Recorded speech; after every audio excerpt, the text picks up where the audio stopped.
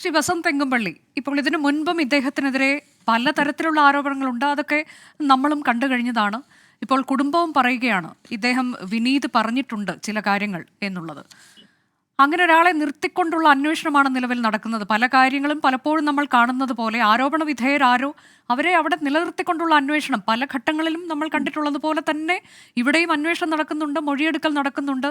ഇതിൽ മലപ്പുറം SP പറഞ്ഞിട്ടുള്ളത് refresh കോഴ്സിൽ പരാജയപ്പെട്ടതിൻ്റെ നൈരാശ്യം, അതിലുള്ള ആത്മഹത്യ എന്ന തരത്തിലേക്കൊക്കെയാണ്. അപ്പോൾ ഈ തരത്തിലേക്ക് ഒരു അന്വേഷണത്തിൽ നിന്ന് എന്തെങ്കിലും പ്രയോജനം ഉണ്ടാകുമോ ശ്രീ വസന്ത്?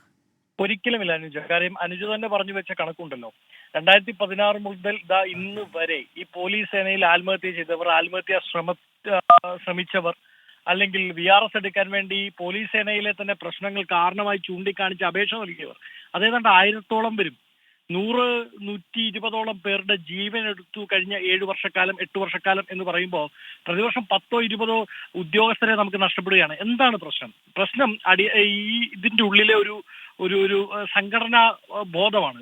വളരെ കഴിഞ്ഞ കാലങ്ങളിൽ ഒന്നും ഇല്ലാത്ത രീതിയിൽ പോലീസ് സേനയിൽ സംഘടനാ പ്രവർത്തനം ഊർജിതമാക്കുന്നു. അത് സർക്കാരിന് അനുകൂലമായി നിൽക്കുന്നവർ കുറച്ചുപേർ RSS, ഈ രണ്ട് വിങ്ങുകളും ചേർന്ന് പോലീസ് സേനയെ ഹൈജാക്ക് ചെയ്തിട്ടുണ്ട്. നോക്കൂ, ഇന്നത്തെ ദിവസത്തിന്റെ ഏറ്റവും വലിയ പ്രത്യേകത എന്താണ്? ഒരു അന്വേഷണ വിധേയമായി മാറ്റി നിർത്തപ്പെട്ട ഉദ്യോഗസ്ഥൻ ഇന്ന് DGP ആയി സ്ഥാനക്കയറ്റം കിട്ടിയ ആളാണ്. എന്ത് സന്ദേശമാണ് പോലീസ് സേനയ്ക്കുള്ളിൽ ഇത്തരം വൃത്തികേട് കാണിക്കുന്നവർക്ക് ഈ സർക്കാർ കൊടുക്കുന്നത് എന്ന് ചോദിക്കണ്ടേ? അല്ല, അതിൽ തെറ്റില്ല എന്നുള്ളതാണ് വിശദീകരണം. അങ്ങനെയൊന്നും പ്രത്യേകിച്ചൊന്നും കണ്ടെത്താൻ കഴിഞ്ഞിട്ടില്ല, അങ്ങനെ എന്തെങ്കിലും റിപ്പോർട്ടുമില്ല. അങ്ങനെ റിപ്പോർട്ട് ഉണ്ടെങ്കിൽ തീർച്ചയായും അദ്ദേഹത്തിനെ പരിഗണിക്കരുത്. ഇവിടെ അങ്ങനെയൊന്നുമില്ല, അതുകൊണ്ട് അതിൽ തെറ്റില്ല എന്നുള്ളതാണ് അതിലുള്ള വിശദീകരണം. അല്ല, അങ്ങനെ പലതരത്തിലുള്ള ക്യാപ്സ്യൂളുകൾ വരുമല്ലോ അനുജ. ഇപ്പൊ ADM-ന്റെ മരണവുമായി ബന്ധപ്പെട്ട് ഏതൊക്കെ തരത്തിലുള്ള ക്യാപ്സ്യൂളുകളാണ് വെളിയിൽ വന്നത്? അപ്പൊ ക്യാപ്സ്യൂളുകൾക്ക് ഒരു കാലത്തും ക്ഷാമമില്ലാത്ത പാർട്ടിയാണ് CPM-ഉം അവർ ഭരിക്കുന്ന സർക്കാരും. നോക്കൂ, ഒന്നാമതായി ഈ ഗവൺമെന്റിൽ ഒരു ആഭ്യന്തര വകുപ്പ് മന്ത്രി ഉണ്ടോ? ഒന്നാം പിണറായി ഗവൺമെന്റ് വത്സൻ തില്ലങ്കേരി ഉണ്ടായിരുന്നു, അദ്ദേഹമായിരുന്നു ശബരിമലയൊക്കെ നിയന്ത്രിച്ചത്. രണ്ടാം പിണറായി ഗവൺമെന്റിൽ ഒരു ആഭ്യന്തര വകുപ്പില്ല, ആഭ്യന്തര വകുപ്പിന് മന്ത്രി പോലുമില്ല. അവിടെ നിയന്ത്രിക്കുന്ന ഈ ബ്യൂറോക്രാറ്റിക് സ്നോബുകളാണ്. ആ സ്നോബുകൾ DGP മുതൽ ADGP വഴി ഒടുക്കം ഈ CI-മാർക്ക് വരെ ഹുങ്കാണ്. താഴെയുള്ള പോലീസ് ഉദ്യോഗസ്ഥരെ വിട്ട് വീട്ടിലേക്ക് മീൻ മേടിപ്പിക്കാൻ, ഭാര്യയുടെ അടിപ്പാവാട കഴുകാൻ. നമ്മൾ ഇതൊക്കെ സിനിമയിലേ കേട്ടിട്ടുള്ളൂ. പക്ഷെ ഇതൊക്കെ നടക്കുന്നുണ്ട് എന്ന് പോലീസ് സേനയിലെ ഉദ്യോഗസ്ഥർ സ്നേഹത്തോടുകൂടി നമ്മളോട് വലിയ വിഷമത്തോടുകൂടി പങ്കുവെക്കുന്നുണ്ട്. പലപ്പോഴും ഇത്തരത്തിൽ എന്താ പറയുന്നത്, ഈ താഴെക്കടയിലുള്ള ഉദ്യോഗസ്ഥർ, പ്രത്യേകിച്ച് സിവിൽ പോലീസ് റാങ്കിലുള്ളവർ, പുതുതായി വരുന്നവർ, ജാതീയമായി താഴെ നിൽക്കുന്നവർ, ഇവരെയൊക്കെ എന്തോ തങ്ങളുടെ മേലുദ്യോഗസ്ഥർക്ക് പണിയെടുക്കാൻ വേണ്ടിയുള്ള ആയുധങ്ങളായി, അവരെ അങ്ങനെ ഒരു ശിപ്പായിമാരായി കാണുന്ന മനോഭാവം ഈ പോലീസ് സേനയ്ക്കുള്ളിലുണ്ട്. അത് ഉണ്ടാക്കിയെടുത്തത് ഞാൻ പറഞ്ഞല്ലോ, ഒരു ആഭ്യന്തര വകുപ്പ് മന്ത്രിയില്ല. ഇങ്ങനെ ഒരു പ്രശ്നം ഉണ്ടായാൽ അതിൻ്റെ അകത്ത് കൃത്യമായ നടപടി ഉണ്ടാകും. ക്യാപ്സ്യൂൾ അല്ല ആവശ്യം. ക്യാപ്സ്യൂൾ ഞങ്ങൾ ഇത് ഇങ്ങനെയായിരുന്നു അതുകൊണ്ട് അങ്ങനെയായിരുന്നു എന്ന് പറയുന്നതല്ല. കൃത്യമായ നടപടി ഉണ്ടാകുമെന്നും സേനയിൽ നിന്ന് മാറ്റി നിർത്തപ്പെടുമെന്നും പെൻഷൻ വാങ്ങില്ല എന്നുള്ള നിർദ്ദേശം കൊടുക്കാൻ ഈ 120 പേർ മരിച്ചിട്ട് ഒരു തവണയെങ്കിലും സർക്കാരിന് സാധിച്ചിട്ടുണ്ടോ? സാധിച്ചിട്ടില്ല. പോലീസ് സേനയ്ക്കുള്ളിൽ ഇരുന്നു കൊണ്ട് തന്നെ RSS-ന് വിടുപടി ചെയ്യുന്നവർ, പോലീസ് സേനയ്ക്കുള്ളിൽ ഇരുന്നത് കൊണ്ട് തന്നെ CPM-ന് സംസ്ഥാന സമ്മേളനവും ജില്ലാ സമ്മേളനം നടത്താൻ വേണ്ടി റോഡ് ബ്ലോക്ക് ചെയ്ത് പന്തല് കെട്ടാൻ പോകുന്നവർ, ഇങ്ങനെയുള്ളവരെ എല്ലാം അടിക്കടി പ്രൊമോഷനുകളാണ്, അവർക്കെല്ലാം സുഖവാസങ്ങളാണ്. എന്നാൽ ഇതിനെ ചോദ്യം ചെയ്താൽ, ഒരു പരാതി കൊടുത്താൽ ആ പരാതി കൊടുക്കുന്ന ഉദ്യോഗസ്ഥരെ വിളിച്ചു വരുത്തി അപമാനിക്കുന്നില്ലേ? ഇപ്പൊ ഇവിടെയും സംഭവിച്ചത് അങ്ങനെയാണ്. സുനീഷ് എന്നയാൾ, അദ്ദേഹവും ഇതുപോലെ തന്നെ ഒരു കമാൻഡോ ആയിരുന്നു.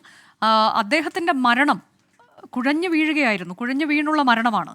കുഴഞ്ഞു വീണ് കഴിഞ്ഞ് ആശുപത്രിയിൽ എത്തിക്കാൻ ഏറെ വൈകി ആശുപത്രിയിലേക്ക് എത്തിക്കുന്നു.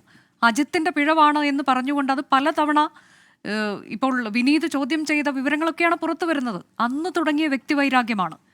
പിന്നീട് അത് പലതരത്തിൽ മാനസിക പീഡനമാകുന്നു, തൊഴിലിടത്തെ പീഡനമാകുന്നു. ഒടുവിൽ ഗത്യന്തരമില്ലാതെ അദ്ദേഹം ആത്മഹത്യ ചെയ്യുകയാണ്. ആരാണ് ഒരു SOG കമാൻഡോ എന്ന് പറയുന്നത്? അതികഠിനമായ പരിശീലനങ്ങൾക്ക് ശേഷം വരുന്നതാണ്. അവർക്ക് പലപ്പോഴും സാധാരണ ഒരു പോലീസ് സേനയിലേക്ക് വരുന്നതിനേക്കാൾ കൂടുതൽ ഉണ്ട് അവരുടെ പരിശീലനം. തണ്ടർബോൾട്ടാണ്. അപ്പോൾ അങ്ങനെയൊക്കെയുള്ള പരിശീലനം നേടുന്ന ഒരാൾക്ക് പോലും താങ്ങാൻ കഴിയുന്നില്ല എന്ന് പറയുമ്പോൾ അത് എത്രത്തോളം ഭീകരമാണ് വസന്ത്? അതെ, തീർച്ചയായും അനുജ പറഞ്ഞതിൽ തന്നെ അതിന്റെ എല്ലാവിധ പ്രതിസന്ധികളും ഉണ്ട്. നോക്കൂ, നമ്മളെ പോലെ സാധാരണ മനുഷ്യർക്ക് ലഭിക്കുന്നതിനപ്പുറത്തൊരു വലിയ ട്രെയിനിങ്, ഏത് പ്രതിസന്ധിയും നേരിടാനുള്ള ട്രെയിനിങ് അങ്ങനെ കൊടുക്കുന്നവർ, അങ്ങനെ കിട്ടി വരുന്ന ഒരു കമാൻഡോ, ആ കമാൻഡോ ആത്മഹത്യയിലേക്ക് പോകണം. ഞാനിപ്പോഴും ഇതിനെ ഒരു ആത്മഹത്യയായി പ്രതീക്ഷിക്കുന്നില്ല. ഇതിൽ കൊലപാതകത്തിന്റെ സാധ്യതകൾ അന്വേഷിക്കണം എന്നുള്ളത് തന്നെയാണ് ഞങ്ങളുടെ നിലപാട്. അത് തുടർന്ന് പോവുകയും ചെയ്യണം. ഇനി ആത്മഹത്യയാണെന്ന് തന്നെ ഇരിക്കട്ടെ, ഇത്രമാത്രം ട്രെയിനിങ് കിട്ടി, ഇത്രമാത്രം മനക്കെട്ടി നമ്മൾ ഉണ്ടാക്കിയെടുത്ത ഒരു പോലീസ് കമാൻഡോയ്ക്ക് ആത്മഹത്യയിലേക്ക് പോകണമെങ്കിൽ അയാൾ എത്രമാത്രം മാനസിക പീഡനം അനുഭവിച്ചിട്ടുണ്ടായിരിക്കും. സ്വന്തം പത്നിയെ കാണാൻ പോകാൻ പോലും, സ്വന്തം ഭാര്യ ഒന്ന് കാണാൻ പോകാൻ പോലും ലീവ് അനുവദിക്കാതെ കഴിഞ്ഞ കാലങ്ങളിൽ മുഴുവൻ അയാളെ വേട്ടയാടുകയായിരുന്നു എന്ന് നമുക്ക് പറയാം. ഈ വേട്ടക്കാർ മൃഗങ്ങളുടെ പുറകെ എങ്ങനെയാണോ പാഞ്ഞടക്കുന്നത് അതുപോലെ വേട്ടയാടുകയായിരുന്നു ഈ പോലീസ് ഉദ്യോഗസ്ഥൻ. എന്താണ് ഇവർക്ക് കൊടുക്കുന്ന പിൻബലം? ഇത് ഏകദേശം ഒരു സംഭവത്തെ മാത്രം നമുക്ക് പ്രതി എടുത്തുകൊണ്ട് അതിൽ പരിഹാരം കണ്ടെത്താൻ പറ്റില്ല. എന്തുകൊണ്ടാണ് ഇത്തരത്തിലുള്ള ഉദ്യോഗസ്ഥർ വീണ്ടും വീണ്ടും ഇത് ചെയ്യുന്നത്? അതിനാണ് ഉത്തരം വേണ്ടത്. താങ്കൾ തുടരുക ശ്രീ വസന്ത് തെങ്ങും.